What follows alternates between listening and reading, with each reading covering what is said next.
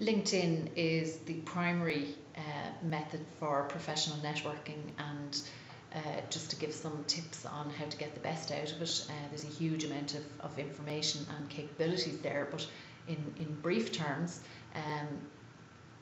just some suggestions would be always using a photo, because as humans we like to see faces. So if you look at the graphic there on the right with some fictitious members of LinkedIn, your eye is naturally drawn to the one with the photograph, because it's just that's human nature. So get a standard professional photograph of you as you would appear perhaps in your working environment or at an interview, and it doesn't have to be a work of art or anything, but it's just to people like to put a face to the name, and it's very useful if you're going to meet somebody and you kind of can anticipate what it is that they look like, so it helps you to kind of visualize how things are going to go. Describe your role, or what it is that you can deliver in your headline, so be really clear about what it is that you do. And I think it's really useful to use, so if you're building up your network, that you actually connect with people that you've worked with or for before and ask them for a recommendation. So that's something that that doesn't really come across on a CV. Again, some people will set store by it, other people may not even notice it, but asking someone to write you a recommendation, you can decide then if it's relevant and if it conveys the message that you want to. But asking 2 or 3 people for a recommendation, having if you have worked for a very senior person before, it can be great to get a recommendation from them. You can join relevant LinkedIn groups, obviously within your area of interest, to find out what's going on, and make comments on other people's posts or ask questions. So again, it can be a good way to kind of see who's who and who's doing what and what's going on in different organisations.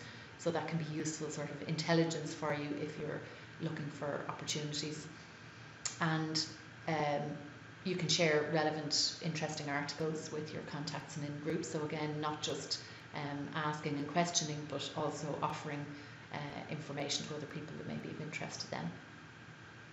And another great use for LinkedIn is actually checking out either companies or interviewers or hiring managers prior to meeting them. So they'll more than likely do the same with you. So it's important, again, to make sure that if you do that, don't worry about doing it. Most people do it. So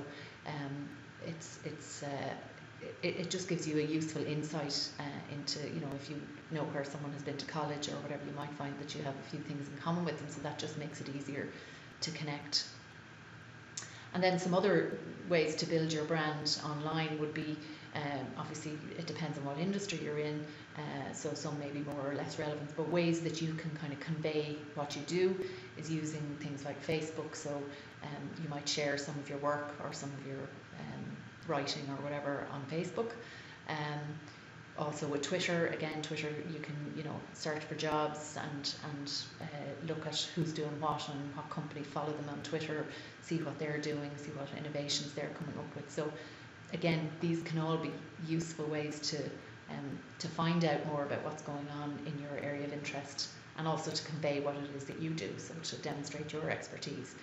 Pinterest is another one, and obviously not just limited to these, but if you're in a craft-based business or design, again, Pinterest can be great.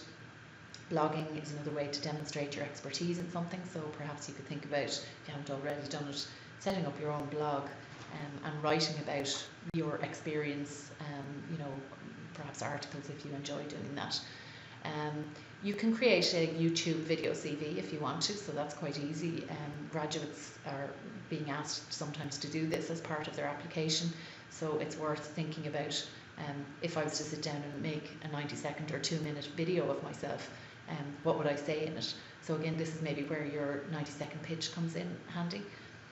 This can show creativity, it can show confidence, it gives people a sense of the type of person that you are.